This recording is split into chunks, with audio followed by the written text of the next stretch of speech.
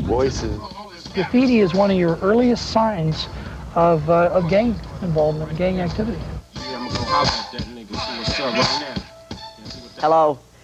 Some people see graffiti as mean streaks, a big city blight, and left uncontrolled would breed more serious crimes. But to others, graffiti is a form of communication, a way of expressing disaffection and urban angst. So it's a clash of cultures, angry art versus property values. In this full edition documentary, the National's Jennifer Scott travels to two cities to find out how each is fighting the war of the walls. Now check it, me and my boys have no limitations. I'm rocking parties and playing imitations like a violin. Cause many styles graffiti, so pervasive, it's now just part of the urban landscape. Society's youth is leaving its mark everywhere. In just 3 decades, graffiti's become the sign of the times.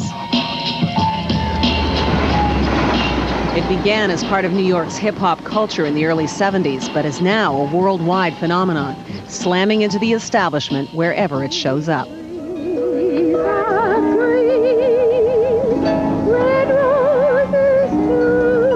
Like Victoria, BC, a city voted #1 in the world last year for best ambience and environment, a pristine town where tourists feel safe and revel in the slow pace of an era gone by. So when graffiti appears here, it really offends those who cherish tradition. They think the city's under attack. The assailant is youth, the weapon is a spray can, and the victim is the city of Victoria.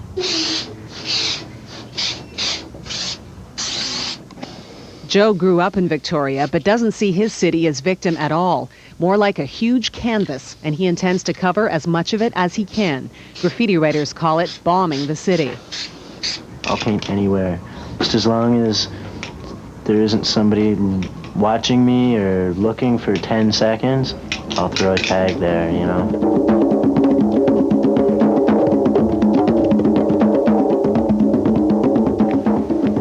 Those who live in the city of Victoria and those who come here as tourists are victims of the senseless acts of mischief by those who spray graffiti.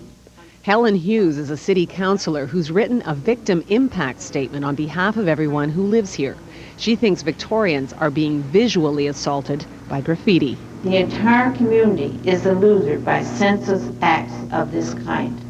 It's my way of saying kind of, fuck you, you know, like I don't care. This is what I like to do, this is what I'm gonna say, and it's my way of saying what I want to say. Well, this is a building that has been restored and they have... What irks Helen Hughes is that graffiti writers are putting out their modern-day message at the expense of the past.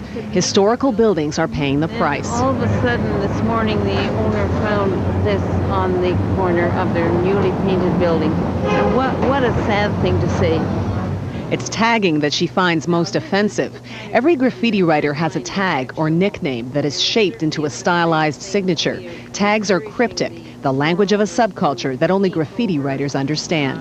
Because it looks so dreadful and it gives people an unsafe feeling when they see this kind of graffiti that isn't of an art form.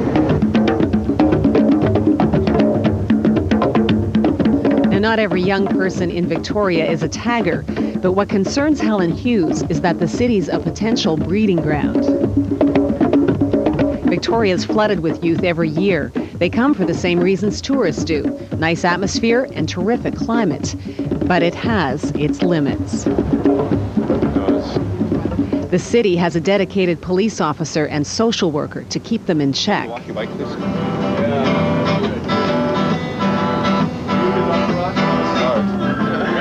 John Ayres and Elaine Holmes patrol the downtown core, encouraging the youth to stay off the street. The businesses are a little sensitive to having out here. Yeah. The idea is to stop trouble before it starts. If the youth remain invisible, maybe the graffiti will too. Don't do anything I wouldn't do. Keep on turning. I forget the song. Can we move back a bit so that we're not like on it? The image of a clean Victoria doesn't include young people hanging out near storefronts. Right? It's just when the group becomes larger, right? And that's the problem. Yeah. On this night, we ran into a street kid named Twitch. He's come here from Alberta and intends to leave his mark. I like painting on walls because personally I think concrete looks pretty boring. Like, I mean, it's just like, look at that. It's all one color. It's just like dull.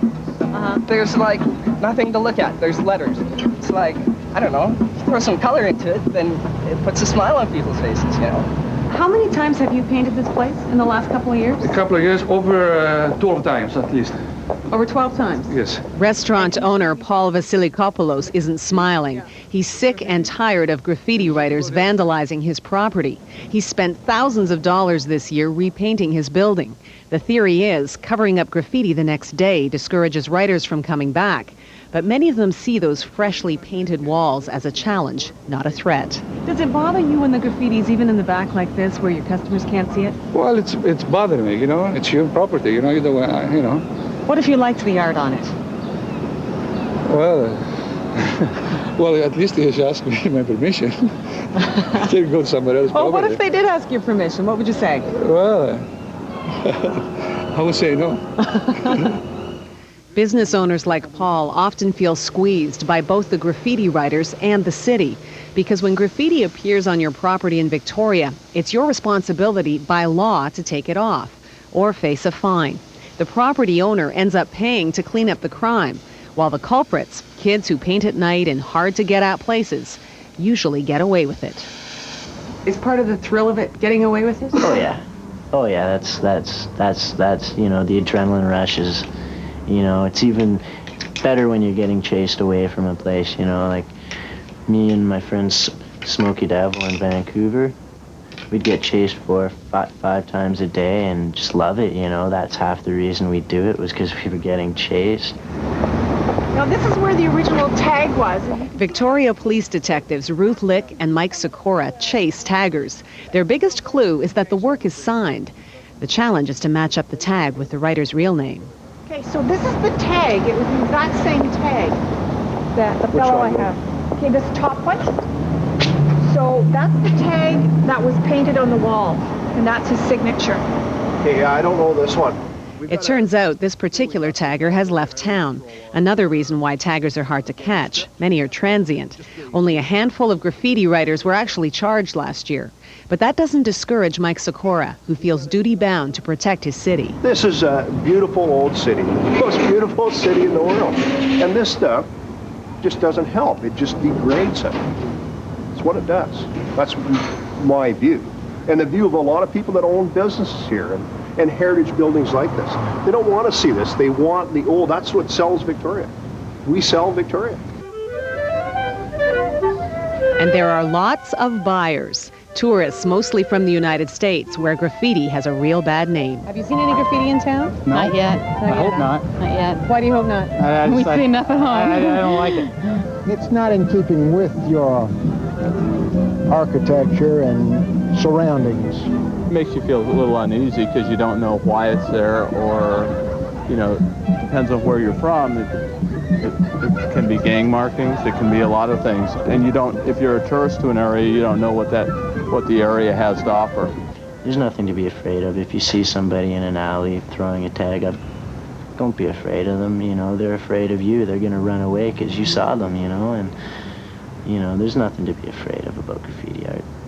There's nothing to be afraid of. It's a good thing. What is it? It's acrylic enamel. Like covering spray? For graffiti writers like Joe, art is like an addiction, a hunger not just to paint, but to have his work seen. And he takes it seriously, right down to the color of paint and the type of nozzle on the can. On this night, a local community center has agreed to give him some space. So Joe and his friends, Tim and Louise, are going to create a piece. That's short for masterpiece, what they modestly call a large work of graffiti. Pride is a big part of their culture. I've had people come up to me while I was doing a piece that I spent 30 hours on and say, how could you do that to a building? You know, that was a nice clean wall, and now look at it. It looks like garbage. And all I can think of saying is screw off, you know, like, you know, and I've been called a freak because of it, you know. And what did they call Van Gogh, they called him a freak, you know, they called all those guys freaks, you know, all losers and assholes and geeks and nerds, you know, but look at them now. Do you have sympathy for tourists at all who say that they find it a little disturbing when they see it in Victoria?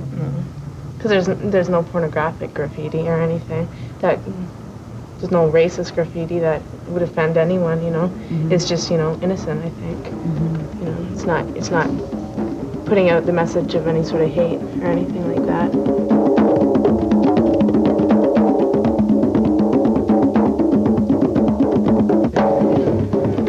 Graffiti art has found a fan in one unlikely place. Good afternoon, shoppers, and welcome to Eaton's. Eaton's is proud to announce that we now have Tommy Hilfiger denim. One of the oldest businesses in Canada is trying to look more hip. That's in the denim zone on level 2. Thank you. Eaton's loading dock may seem like an odd place for the merging of two cultures, but sure enough, here's Twitch and Eaton's display manager, William Patterson, who wanted a graffiti artist to liven up his men's department. He found Twitch, supplied the paint, and a marketing strategy is born. You know, people take life way too seriously, and they don't watch nearly enough cartoons. A piece he did a few days ago is already up on a wall.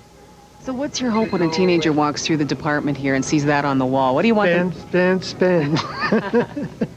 No, that's the main object is, but we want them to create some interest for them.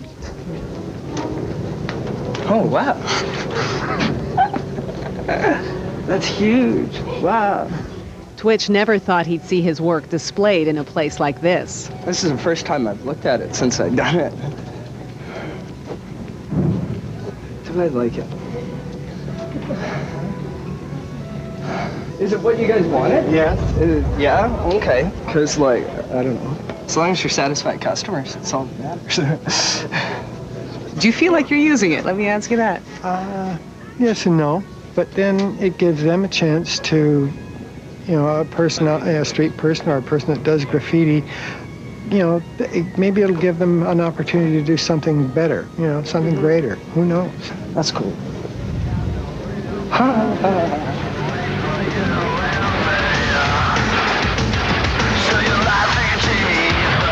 Eaton's isn't the first to use graffiti as a way to sell products. Companies like Much Music, Molson's, Pizza, and Sanyo have all used graffiti styles to capitalize on the rebellious nature of youth. When you were 14 to 24, the age we're talking, what was a rebellious act in your day? Do you remember? I think sneaking a smoke somewhere was a rebellious act. that was about as far as it went. There wasn't a great deal. One of the things Helen Hughes likes about her city is it seems to have frozen that innocent period in time, and graffiti spoils it. She thinks penalties should be stiffer, that first offenders should get 200 hours of community service instead of the 10 to 20 hours they get now. To her, graffiti's more than an eyesore. It encourages more serious crime. It, to me, is the beginning of a lot of insidious things that go on in the city. And if there is a lot of graffiti and that kind of gives you an unsafe feeling. And so I feel it's a very important kind of issue, and I want the court to accept this as being a serious issue. In California, this is what can happen to graffiti writers who get caught. They don't know the fine line between vandalism and art. Here, the crime and the punishment are more severe. Graffiti is one of your earliest signs of gang involvement, gang activity. The War of the Walls in San Francisco. Don't go away.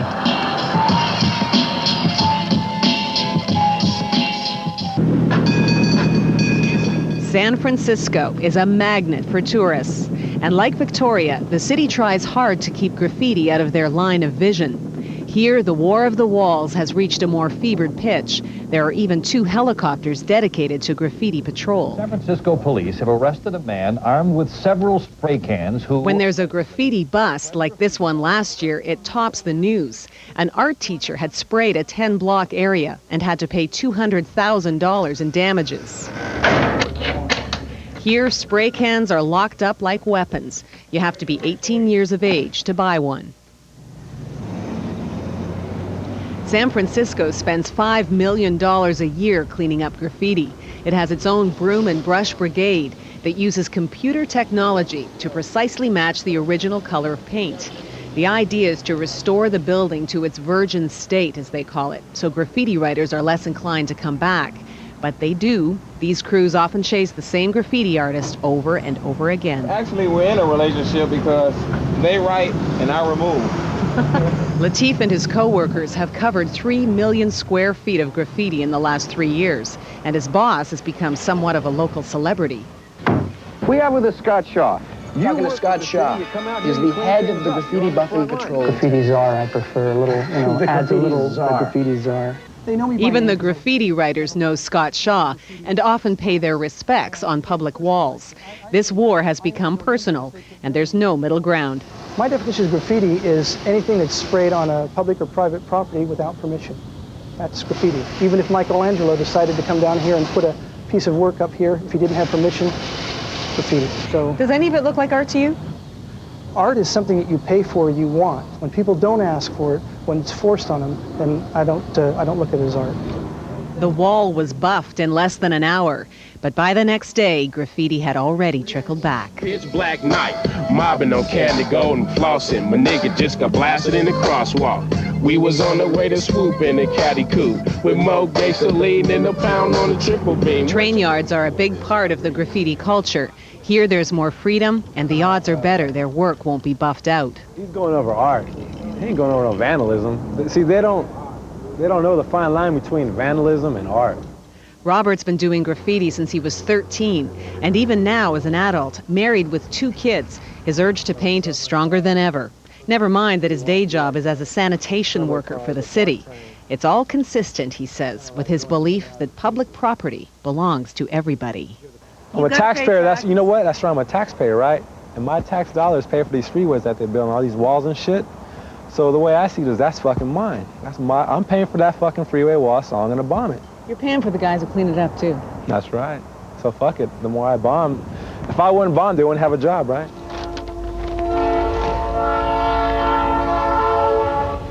Michael Walsh has written a book on graffiti artists in the San Francisco area.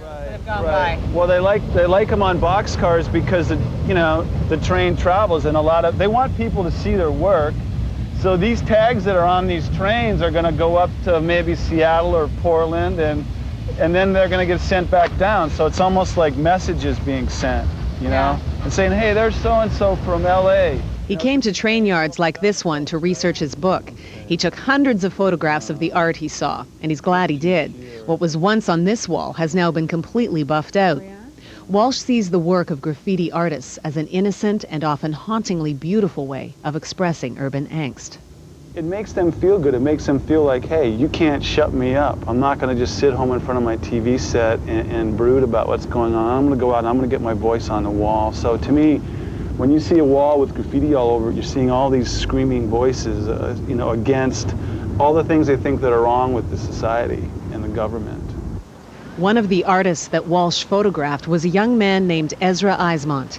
When we tracked him down, he wasn't painting murals. Mr. Eismont is going to plead no contest to the charge and then Ezra Eismont isn't your typical hardcore criminal. He's an artist, a teacher, and he's just spent 4 days in jail for tagging. His brother is at the hearing for moral support. So is one of his teachers from art school.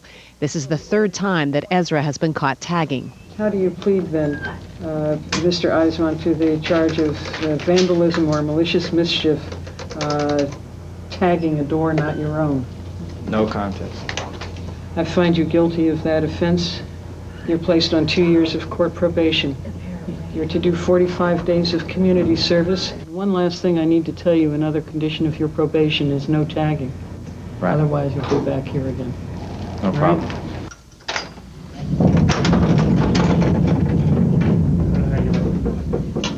Ezra? Hi.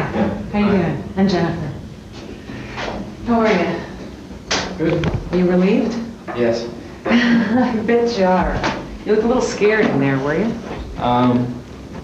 A little bit nervous. You were arrested this time just for tagging. I mean, you weren't doing any major piece. No. It was just a stupid little tag. So why tag? There's an art form to that too, but I think only taggers can understand it. It's about letters, it's about calligraphy, the molding of letters, giving them new form, sort of a rebellion towards the amounts of language that's forced upon us. All these signs that we see everywhere, that's, they're about buying things, and it's, forcing this kind of language upon us, and it's taking those letters and bending them up and rearranging them until people can't understand them. Just a few blocks from the courthouse is a piece done by Ezra and his crew with permission from the building's owner. Ezra doesn't believe his art has to be illegal, just accessible.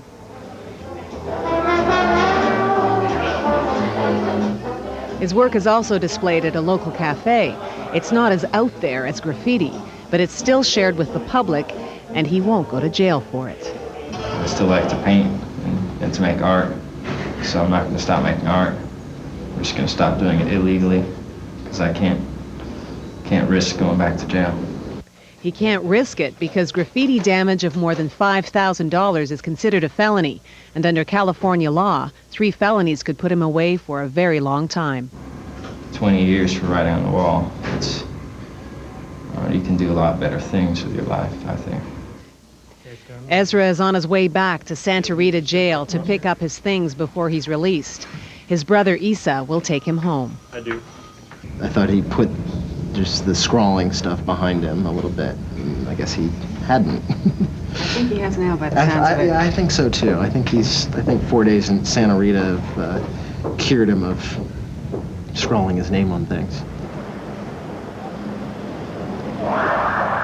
What scares some people in San Francisco isn't the kind of tagging that Ezra does. It's gang graffiti, the kind Dave Horton's looking for. They claim blue. Their gang number is 13. Gang member Russo has a lot of prominence. Graffiti is one of your earliest signs of gang involvement, gang activity.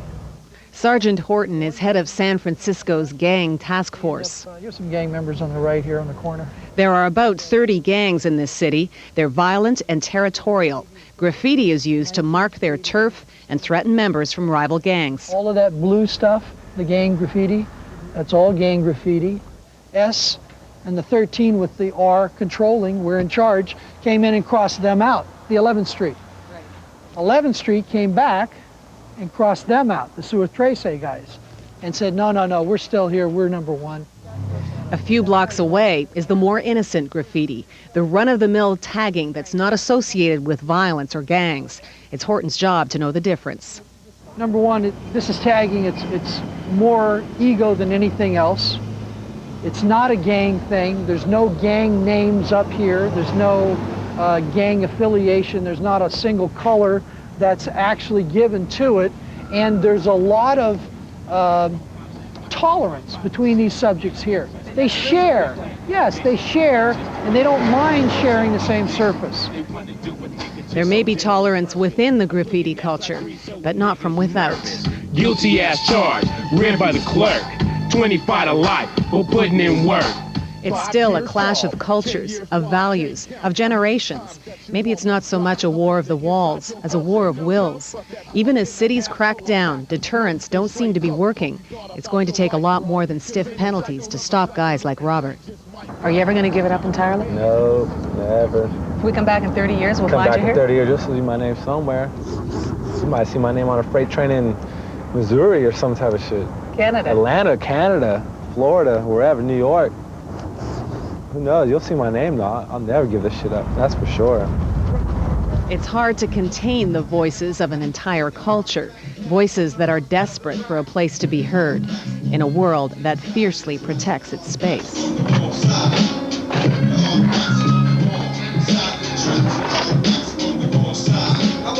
For Joe and Victoria, it's not just a matter of getting his voice heard, it's finding it. He uses his sketchbook like a diary and makes an entry every day.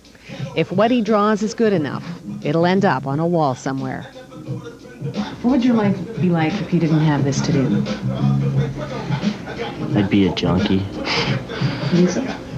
For sure, this stuff got me off drugs. I don't know where I'd be without this. I'd be in jail or something, because this took a lot. took a lot of the edge off of my life. Drawing did. You know, it mellowed me out a lot. Kept me, amazingly enough, it kept me off the streets a lot. Graffiti may have kept Joe off drugs, but for people like Helen Hughes, that still doesn't justify vandalism. I think it's a very sad commentary if that is what is thought of as being an alternative to graffiti. I would hope that that kind of energy and those talents could be used in a much more productive way. And there are opportunities for people who want to do artwork to do so. And I would hope that is how the person would create something rather than destroy something.